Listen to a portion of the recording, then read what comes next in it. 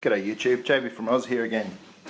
Well, you heard in the other story where I borrowed a mate's Bobcat to do some earthworks, and that worked out pretty well because if I had to pay the day rates for an earthwork, I had to try and figure out what I needed while they were there. It would have been a very expensive exercise. So what that meant is I realised on the property I'd need a decent sized machine to be able to do some of the general earthworks that I need to be doing out there. And you know, as far as a farm machine go, a backhoe is one of those machines that everybody says you can do everything with. It's sort of a jack of all trades, a bit like myself.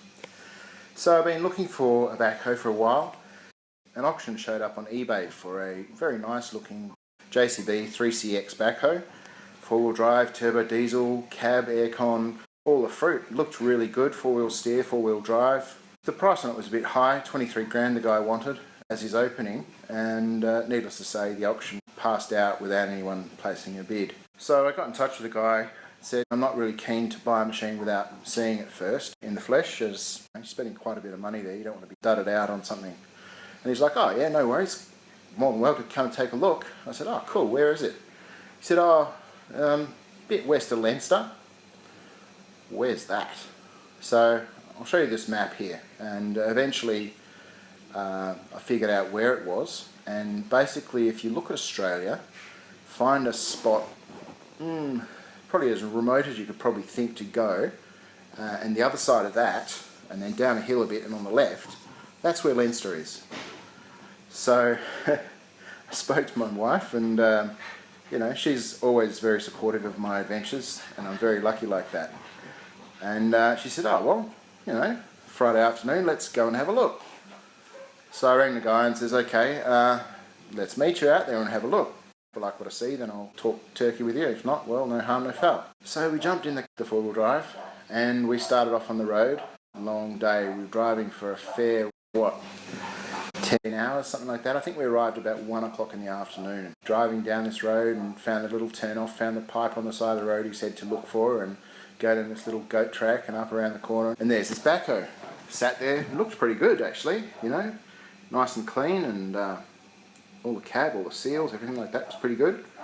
So we started up, and of course I'm an apprentice backhoe operator, as I am. I'm an apprentice at just about everything else I do. And I started to take it for a bit of a spin and do its thing, and the guy's waving at me through the window. I'm like, what's up? He says, lift the stabilisers, lift the stabilisers. I've been dragging these bloody things through the dirt for the last 20 metres. So, you know, lots to learn, lots to learn. And looked at it, drove it, figured I could figure it out. Happy enough that it was a new enough machine that I wasn't going to be stuck with a piece of junk. There was a couple of things wrong with it. The boom just kept dropping, the rear sealer, or maybe the controls, wasn't really sure which. Talked him down a bit, got him to agree to a price of 20 grand. Originally when I was talking to him, he said, yeah, we'll meet up on the weekend and we'll go and see. He said he had some prospecting he was doing because it's a gold lease out in the middle of nowhere. So he was going to be there for another week after we met up with him. So I, of course, did my due diligence and figured out what transport was going to cost from there, and figured out who I could get to transport it, and said, look, you know, if I do this deal, is somebody able to do it? And I figured out that the guy was available Wednesday and had all this stuff all dialed in, locked in, ready to go. So I made my offer, and he accepted it. Yep, no worries, gave him $1,000 cash to seal the deal. And then I was sort of getting ready to head off, and he's like, all right, see you, mate. I said, yeah, I'll have the guy come and catch up with you on Wednesday this week. He says, what do you mean? He says, oh, well, you said you're going to be here for a week. I'm hoping you'll be able to give him a hand just to load it on the truck. He's like, no, mate, I'm headed off now. Oh, shit. And I'm just thinking, 18 hours, 26, 2-day round trip to get back out here again. What the fuck have I just agreed to? I looked at the missus and she looked at me, and not so happy look appearing across the face. I'm like, oh, shit. All right, I'll figure something out. Alright, there's a mine site across the road, up the road, Murrin mine site. So I'll drop him there and see if anybody there's got a truck or a load, or maybe I can get it to there and somebody will pick it up from there or something. I speak to the guy at the depot and the front gate, and he's like, yeah, no, all our guys usually come back on a Wednesday as well, so we could ring up on Wednesday and we'll see if we can put you through to somebody. But as far as getting it loaded up and all that sort of stuff, you'd have to organise that yourself. This thing's starting to get real difficult. I've already put $1,000 down and he's already gone off with that, so do I walk away and lose $1,000, or do I try and figure this out? So I had the bright idea. I'll try flagging down trucks that are going past to see if anybody wants to grab a load now. So I'm trying to flag down trucks as I'm driving along, and nobody's really stopping and nobody's really interested, and finally get into Laverton, which is probably the next whistle stop along the road, and just in the road coming into Laverton, there's a truck pulled over on the side of the road with a big water tank on the back of it. Pulled over, there's a police transport, and just having a bit of a break, I guess. And I thought, right, this is the last chance. I said to the missus, I just need to talk to this guy and just need to figure out if I can figure something out. And she's like, yeah, all right, go on, do your thing. So I went and had a chat, and the guy was really nice. He's like, oh yeah, how you going? I said, yeah mate, yeah. So you got a load on the back, where you headed to? He says, oh, just down to Leinster. I was like, fair enough. You got a load coming back? He says, no, I'm going back empty. Oh, fair enough. Would you like a load going back? Oh, what are you talking about? He's like, oh, well, I've just bought a backhoe and I need to get it back to Perth. Oh, well, I'm headed back to Perth. Awesome. Would you like a load going back? And he said, oh, I'd have to ring the depot and find out. Oh, yeah, I'm sure we could do something. I said, well, I'd arranged to get a grand to the guy who was going to do it for me. I don't know if that'll do it for you. Eyes lit up and he's like, yep, no, we can do that. No worries, mate. Yep. Started talking to him about it, and I said, so there's this dirt road and you go 18 kilometres down this track, and there's this bit of stuff on the right-hand side, and you wait to the other side of there, and there's this ditch down the side where the guy got his other truck driver to drop it off, and so he could drive onto the back of the truck and everything. So, there's a cutting so we can actually load it on. He's like, that's starting to sound a little bit difficult. Why don't you drive it up to the highway?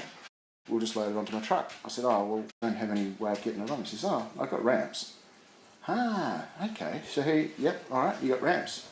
No worries, you're going to be 6 hours, so in the time you're going off down the road, we can bring this thing up the hill and be sat on the side of the road waiting for you. Yeah, no worries, mate. So we had a deal. So me and the missus drove back out to the backhoe, and she was on a learners and I'm sitting here without any kind of driving experience in the backhoe, and we figured, right, no worries, we've just got to get this thing up to the highway. 18 kilometres down a dirt track in the middle of nowhere. What could possibly go wrong? Gave her the keys to the ute and all sorted. And we're driving along, and this thing's got a top speed of 40 kilometres an hour. I'm sure a skilled driver could probably get 40 kilometres an hour out of it. But, tyres are pretty bouncy on that thing, and the road was pretty shocking. Boom on the back of this thing was latched on with a bit of string and a coat hanger. And we're driving down the road, and next thing you know, boom, boom, boom, boom, and the boom's dragging along the road behind the backhoe. Ah, shit. So I'm here trying to lift this thing back up again and managed to get it latched back on again, and I'll just take it a bit slower and we'll just keep going and go a little bit further, and the thing drops off again. Shit. So, we managed to get about, 100 metres each time between this thing falling off. It's like, no worries, I'll just slow it down to a right crawl and we'll just take our time. And so we were pottering along in second gear and managed to get ourselves up to the highway. So we parked on the side of the road. I figured, I'll just park the backhoe here, and plenty of sight, so when he's coming back down the road, we'll be able to see each other, and he'll be able to pull over, and we'll get this thing loaded up. And the sun's starting to go down, and me and the missus are sitting in the back of the ute, kind of figuring, what does this guy look like, and what did his truck look like, and do we get a phone number? Can we contact him at all? No. So we're stuck in the middle of nowhere now, and it's coming to Saturday night, and we didn't have any reception on the mobile. It's starting to get a bit freaked. The sun's going down further, and it's like, oh no, I'm sure I'll be right. Sure. About 2 hours later, the guy eventually does see us, pull over. We managed to get the backhoe loaded on, and we're talking about it. And, okay, so where are we headed then? I guess Perth. I had a guy who was going to take it to the depot there. Then I was going to have to figure out how to get it from the depot back out to my property. I said, well, hang on a sec. You got ramps on the back. We're going down Great Eastern Highway. What about we just pull over at Clackline and just let me off there? Yeah, I can do that. Started driving. We kept driving all night. We managed to get ahead of him. He had to have a sleep because his logbook breaks. So he's like, no worries, I'll be back there. I'll meet you there about 9:30 in the morning. We'll offload and job be done. I pissed off down the hill. Managed to get home, back to Perth, have a shower, turn around, head back out to Clackline just in time for this thing to arrive on Sunday morning. So again, we're sitting in the back of the ute waiting for this thing to arrive. Figured by this stage we're pretty right that he was going to get there. About 9:30 arrived, pulled up, truck came in. Easy peasy, no dramas. Drove the thing off the back of the truck, and it's come down the truck, and of course the angle of the bucket at the back just was too low and it wouldn't come off the truck. It was bogged. So bugger it. What do I do now? I said, nothing for it, gas the bloody thing. So four-wheel drive engaged, and I just drove it through the dirt and pushed it off the back of the truck. It's off the truck, it's on the ground. Right, I could breathe a sigh of relief.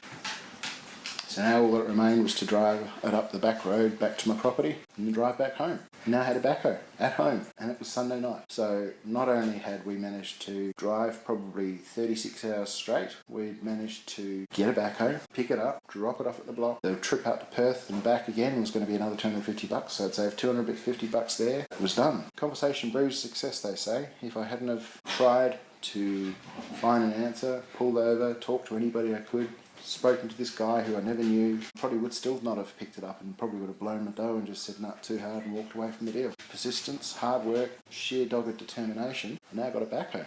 Awesome, hey?